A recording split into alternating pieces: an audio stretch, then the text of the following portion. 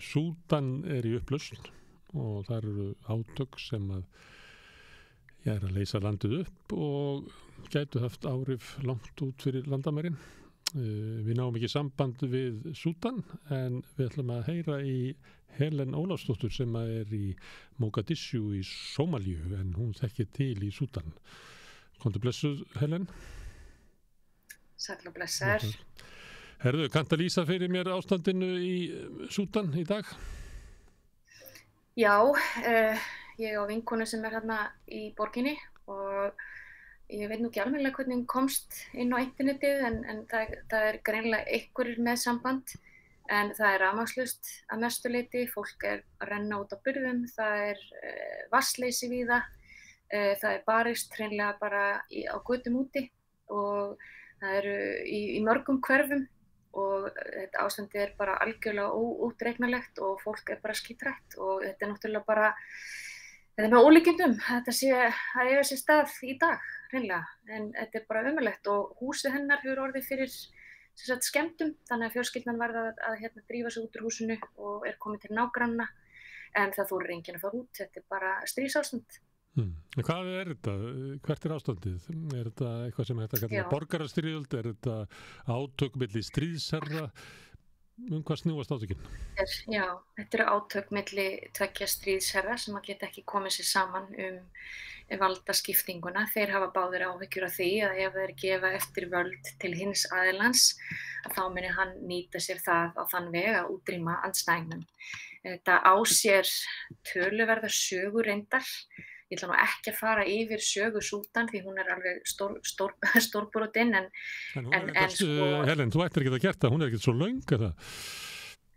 Nei, ég meina þetta 1956 sem að landið fær sjálfstæði og átökin byrja upphaflega því að Bretar gefa völdin til Arabana sem eru í norðurhluta landsins og það voru fljótlega átök sem að blossuðu upp náttúrulega í Suður-Súdan eins og margir þekka og eins við Darfur, það sem annað þjóðerni en sko saga Súdans þar fyrir utan þessi stríð við Suður-Súdan, hún einkennist af stöðugu valdaráni. Það eru bara, þú veist, einhver nýju valdarán sem eru búin að eiga sér stað og það eins og þeir kunni hreinlega ekki að sko það verði engin valdaskipti nema með valdaráni. Það svona tvisvar sinnum sem hefur verið gerð einhver tilraun til þess að innleiða eitthvað lýðræði í landinu en það hefur bara aldrei gengið upp. Herinn hefur alltaf stigið inn og tekið völdin. Og eins og ég segi, þetta ár eftir árin, en svo það sem sagt 1989 sem að hinn frægi Omar Bashir, sem að flestir þekkja kannski af því að hann var honum var steypt af stóli 2019, en hann var sá sem að var kannski þekktastur fyrir það að hann var eftirlýstur af stríðsglæpadómstóli alþjóða stríðsglæpadómstólnum og fyrir það sem hann gerði í Darfur og þá komum við að þessum ágætu mönnum þarna sem eru núna þessi menn sem við erum að tala um í dag en þetta annars vegar ertu með það sem við köllum súdanska herinn, SAF svo ertu með annað outfit sem svolítið interessant en það var eiginlega Omar Bashir sem stofnar það outfit til þess að berjast fyrir sig í Darfur og sem að núna kallar sig Rapid Support Forces RSF og þar frekar, ég meina hann heitir Dagalo eða fer undir nafni Dagalo meðal annars hann hefur síðustu árin verið að hann komist yfir gullnámur og hann hefur verið ýjaður við það að hafa fengið frá jafnvel bara frá Rússum aðstoð í gegnum Líbíu með vopn og annað og hann búinn að vera að byggja veldi sitt en þegar Omar, þetta svo eins og oft gerist í þessum löndum að þegar þú tekur eins og með Gaddafi þegar þú tekur þennan sterka mann út að þá byrja hinir að berjast völdin. Við 2019 var ég í landinu þegar að Bashir var lýst yfir neyðarúrræði vegna þess að það var ljóst að það var tilraun til valdaráns og að hann rétt það voru nokkrir dagar sem hann hékk inni en það sem að gerist það að það efnahagsástandið í Súdan var orðið gríðarlega slæmt Og þetta ber sömu einkennin og í kringum held ég að verið 1969. Það gerðist mjög svipað að fólki fór út á götuna og svona Arab Spring stemming, skilja þessi fólk fór út á götuna, fór að mótmæla gegn því að efnahagsástandið í rúst og Súdan var mjög náttúrulega búið að vera undir viðskiptabanni mjög lengi út af Omar al-Bashir frá alþjóða samfélaginu. Þannig að þetta var mjög illa statt og þá nýta þessir menn sér þetta og steypa Omar af stóli og raunverulega báðir eru svona í því sko. En svo skvettist upp á milli vinskapsins. Fyrstu mánuðina eftir að Omar Bashir er steypt af stóli voru við mjög jákvæð og það var mikil von að það væri hægt að koma að því að það voru mjög áberandi sem sagt almenni borgarar í þeirri andspyrnu. Svo gerist það reynda mjög fljótt að honeymoon ended og það ráðist á fólk þar sem það var þá að mótmæla því að þeir fannst herinn vera að ganga of langt, fannst það að ekki vera að fá þetta space til þess að fara í samstöpustjórn. Það var einhvern veginn, það voru 200 mann sem voru drepin í mótmælum af þessum stríðsherrum til þess að halda þessu fólki niðri þegar það var ekki ánægt með það að herinn var að taka til sín mikil völd og það samið samstöpustjórn. Þannig að 2020 þá Sameinuðu þjóðirnar og meðal annars var ég að vinna að verkefni að reyna að bakka upp þessi bara þessa almennu borgara sem voru komnir inn í samsteypustjórn með þessum háherrum og þá var ennþá von það að það tækist að koma þessu í einhvern farveg. En í rauninni það sem sagt þetta vantraust á milli þess að tveggja aðila. Yfirmanns Sudanese Force, súdanska hersins og Dagalo sem fyrir þessu RSF átfiti að það er þeir sem eiga í átökum sín á milli. Og það ótrúlegt að bara þegar Sameinuðu þjóðirnar megnið af fólkinu þar, þetta það sem kallað family duty station, þar sem að fólk mátti vera með fjölskyldur sína því þetta var talið vera bara nokkuð svona friðsælt sko. Og það var í gær Sameinuðu þjóðirnar viðurkenndu það, þeim brást aldeilis þarna að bara gagnvart fólki sem að vinna þarna með börnin sín, unga börn og börn í skólum og þannig að það var bara held ég yfir 1000 mann sem að fór bara landleiðina 650 kílómetra til Port Sudan lögðu að stað á sunnudeginum og voru komin, sunnudagsmorgun voru komin á mánudags eftirmiddag og þar voru vélar sem að tóku við fjölskyldum eða börnum, búnum og verið að selfleita fólki út. En sem sagt að Sameinuðu þjóðirnar búin að koma sér fyrir í sem sagt austurhluta landsins í Port Sudan. Mér skilst að séu einhverjir ennþá inni í borginni, bara svona einhverjir security en langflestir diplomatar farnir út, en það sem manni finnst náttúrulega fer fyrir hjarta á manni það að kollega manns sem eru frá Súdan, sem vinna með okkur, að þeir sitja eftir heima hjá sér með enga hjálp, enginn veit hvernig þetta endar. Það ekki hægt það enginn tilbúinn til þess að blanda sér í þessi átök, þannig að eina sem hægt að reyna að gera eru diplomatísku leiðarnar. Og ég vola hrædd að það ekki hægt nema með aðkomu Rússa. Ég held bara í ljósi þess hvað að gerast, að þá sem sagt, ég veit að Tyrkir eru líka búin að vera að beita sér, það náttúrulega Bandaríkin ásamt vestrænu ríkjum sem eru búin að vera að beita sér, Sameinuðu arabafyrstu dæmin. Og Egyptaland að sjálfsögðu, jú, alveg, og mjög náttúrulega sterkböndurnar á milli þetta við landamærin, þeir eru skítrættir og fullt af fólki náttúrulega streymir yfir landamærin til Egyptalands. En ég held að þetta er svo óþægilegt vegna þess að þetta getur farið á báða vegu. Það veit enginn. Þú getur bara, kartum getur verið lögð í rúst og það er enginn sem getur í rauninni gert neitt við því. Og menn eru bara seinir til eða ætla að fara að höggva á, sanctions og það var einmitt mjög gagnrýnt að það hefði ekki verið sett viðskiptabann á þessa yfirmann hersins sem var þá yfir þessari samsteypustjórn í rauninni og að það hefði ekki verið gætt meira að því að halda aftur af þessum Dagalo sem eins og ég segi, búin að vera að efla veldi sitt með því að taka yfir gullnámunum í Darfur og nota bene sko frægur fyrir alveg skelfilega hluti í Darfur undir hans stjórn. Hann var notaður í Janjaweed sem sagt gegn þessum að berja niður uppreisnarhópana í Darfur á sínu tíma, stofnað 2013, hann var nú ekki lengra síðan. Já. Og Dagalo, hann yfir þessum svona aukadeild hersins, en hinum megin er Abdel Fattah al-Burhan, eða ekki, sem yfirmaður hins formlega hers og jafnframt eiginlega eins konar forseti Súdan á þess að beint að vera eða eitthvað. Já, í rauninni sko, og hann líka yfir þessu sem að menn kalla djúnta, sem svona þetta hvað maður að kalla, hvað djúnta á íslensku, þetta svona herráð, eða svona council, þú veist, og hann yfir því. Herforingjaráðið. Herforingjaráðið, já, ég meina. En hann náttúrulega ekkert síður það sem hann hefur verið að berja aftur og brjóta niður almenna borgara í andstöðu sinni við hversu mikil völd þessi hefur tekið sér. Eins og ég segi, þeir bara afsöluðu leið og þeir fóru af þessum vegi þessum að var og að koma samkomulega að það þessi samstjórnarstjórn sem myndi leiða til kosninga. Og þá fólk frekar reitt yfir því að alþjóðasamfélagið hafi verið svona seint að taka við sér. Og þetta, eins og ég segi, Sameinuðu þjóðirnar fengu, það var svona town hall, þú veist, þar sem að yfirmenn Sameinuðu þjóðanna voru að tala við sitt fólk og fólk var mjög reitt að það hefði ekki verið varað betur við því vegna þess að það var ljóst og það kannski sýnir líka að Ameríka, Bandaríkjamenn og Sameinuðu þjóðirnar héldu að þeir væru að ná samningum fyrir helgi. Svo bara fór sem fór.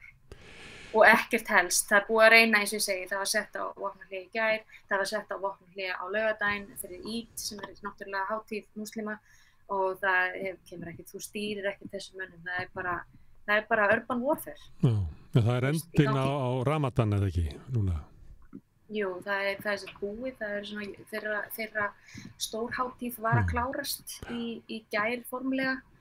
En þetta fólk náttúrulega, eins og ég segi sko, náttúrulega sko, eins og borgin þá ertu með flugvöllin alveg inn í hjarta borgarinnar sem að manni þótti náttúrulega mjög þægilegt því þú ert bara 10 mínútur á hóteli og síðan sko í kringum sem sagt flugvöllin mikið af mjög dýrum íbúðum og svona hverfum þar sem margir starfsmenn Sameinuðu þjóðanna bjuggu. Ef þú síðan ferð aðeins lengra frá flugvellinum í áttina miðbænum, þar bara stórar byggingar þar sem herinn með sínar aðsetur og skammt frá þar fóstarhöllin og áin Níl liggur þarna og þar þessi fíni miðbær. Þetta engar vegalengdir, þetta allt þarna og þarna verið að berjast, þetta óhugsandi, þetta bara eins og væri komið allt í stál skilur í Grjótagötunni og þú veist upp Bankastræti. Þetta svo súrrealíst að hugsa til þess og sem sagt húsnæði Sameinuðu þjóðanna þarna við ána Níl og það var mjög fljótlega sem sagt var ráðist inn í það og það náttúrulega skal taka fram að það þegar svona gerist þessi upplausn hvort sem það það náttúrulega að mestu leyti þetta náttúrulega hermenn en það öllu stólisteini léttara. Það allstað brotist inn og það allstað farið inn og En ef maður reynir að skilja þetta þá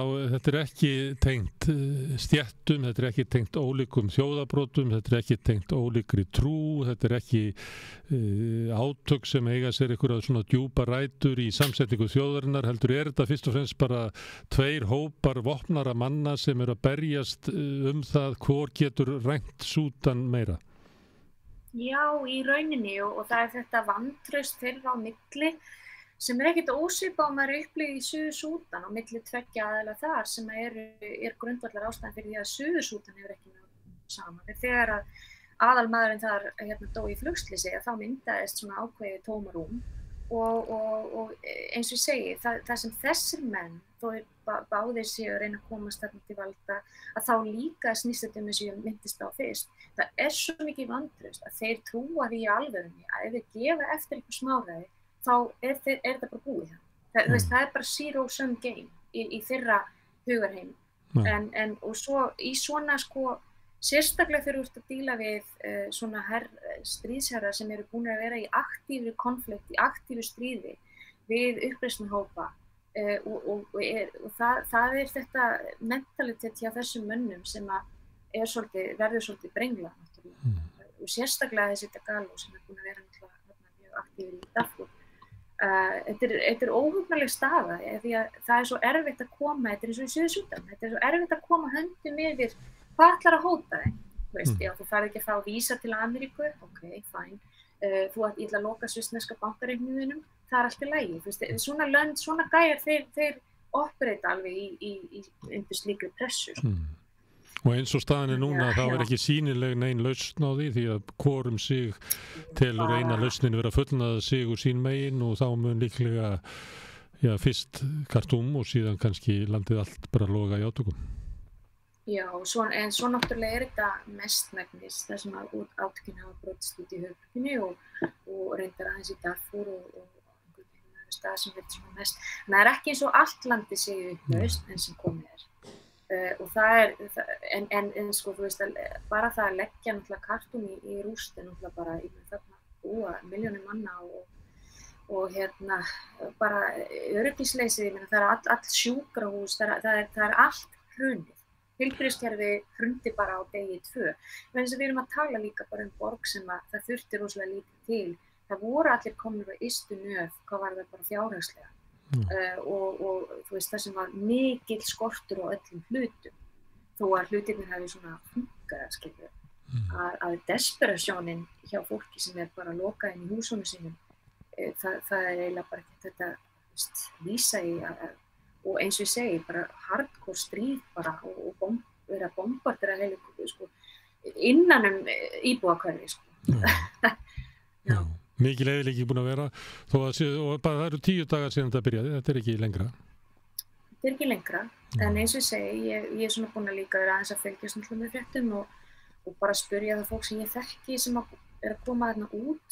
Fyrsta lagi bjóst fólk ekki við þessu, í öðru lagi þá getur það engan veginn spáð fyrir hvernig þetta endar og þegar að, eins og ég segi, þessi tilraunir til vopnahlés að renna út í sandinn, ég veit ekki hver, það getur vel verið eins og ég segi, það svona Rússar, Tyrkir kannski með Bandaríkjunum, en náttúrulega ástand á milli Bandaríkjanna og Rússlands og bara Vesturland og Rússlands, allt lamað í öryggisráðinu út af því. Það gerir þetta náttúrulega óskaplega erfitt, þannig að ef það væri ekki, þá væri kannski hægt að í það minnsta koma með ályktun í öryggisráðinu strax að stoppa þetta með einhverjum, þú veist, diplomatíks leiðum, en það ástand í öryggisráðinu, eins og margir vita kannski að Rússar eru sem sagt núna að leiða öryggisráðið og allir mjög ósáttir við það og bara rifildu það held ég bara síðast í gær eða fyrir þetta að þá það mjög erfitt þegar alþjóðlega samfélagið svona klofið og svo eru náttúrulega þessi alls konar sögusagnir það að þetta sé Wagner Group sé involverað. Það maður les þetta bara en það allt hægt vegna þess að vopnaleiðin, ég náttúrulega vinn svolítið á þessu svæði frá Suður-Súdan og alveg upp til Líbíu og vopnin þau fljóta þarna inn frá Jemen og inn til Súdan en það líka sagt að þau sé að koma frá, ég benda alveg eins og ég sé með kort en eins og þetta sé að koma frá Líbíu þar sem við að nota vopn sem að koma frá Sýrlandi, nú þarf ekki lengur að nota þau það að sjáu til og það verið að flytja þau yfir til Líbíu þó að Haftar sem yfir Líbíu, stórum hluta Líbíu neiti að vera involverður inn í það og það hefur verið sagt að Wagner Group sé involverður. Þeir reyndar segist ekki að vera í landinu síðast 2 ár en þekkjandi Wagner Group þeir eru hann allt í kring þannig að það eru mjög athyglisverðar sögusagnir en bara vitandi hvað þetta rosalega, þú veist, volatile þetta bara þetta svæði að með Súdan, Suður-Súdan og bara hvað það mikið af landsvæði þarna sem engin í rauninni lögregla þannig að það nú það bara vopn sem bara flæða þarna upp og niður eins og í þessum tölu orðum til þess að halda þessu stríði gangandi. Stóra spurningin þá einmitt þessi og það held ég nú það sem diplomatarnir hljóta að fókusera á hvar eru sem sagt leiðir, hvar eru vopnin að koma í, hvernig þetta stoppa þau. Kannski það eina leiðin til þess að raunverulega það eins og með Sri Lanka, eina leiðin til að binda enda á stríði á Sri Lanka var að kvarta á sem sagt vopna access tígrana það var eina leiðin. En það kannski þá eitthvað sem verður núna að horfa að vera að loka á skipaferðir frá Jemen og yfir og eins flutningarna frá Líbíu og niður. Og það ekki sýnilegt að það sé að fara að gerast núna, þannig að öllum líkjöndum munum við að vera að horfa á átök þarna vikum og mánuðum saman. Það eru til lönd þar sem svona átök hafa verið árum saman og raunverulega bara haldið löndum niður á einhverju förðulugu stíi þar sem að hinn vopnaði, sá sem með mest vopnin, hann ræður mestu. Já, ég meina, hérna í Sómalíu eru náttúrulega mörg átakasvæði bara í gangi núna, þó að sé ekki hérna í höfuðborginni, þó að reglulega sprengingar hér undar, en það eru átök hér og það eins og fólk sko, það bara svona ákveðið acceptance í gangi að það séu þessi stöðugu átök. Það eru stöðugu átök á vissum stöðum í Suður-Súdan. Og svo Suður-Súdan og svo náttúrulega Eþíópía, þar eru átök líka, þannig að hornið hérna eins og við köllum með Afríku, Austur-Afríka lítur ekki brúslega vel út í dag sko. Eina stöðuga ríkið hérna er þá, virkilega stöðuga ríkið er þá kannski Egyptaland sem svona einræðisherra, kosin einræðisherra. En þeir, ég meina það allir náttúrulega frekar nervus bara hvað þetta hefur að segja fyrir álfuna og þennan hluta Afríku. Þetta er skelfilegt fyrir bara allt svæðið. Herru, Helen, takk fyrir að gefa okkur aðeins innsýn inn í átökun í Súdan. Ekkert mál, við bara vonaðum það besta. Hugsa til fólksins sem þarna bara. Við gerum það.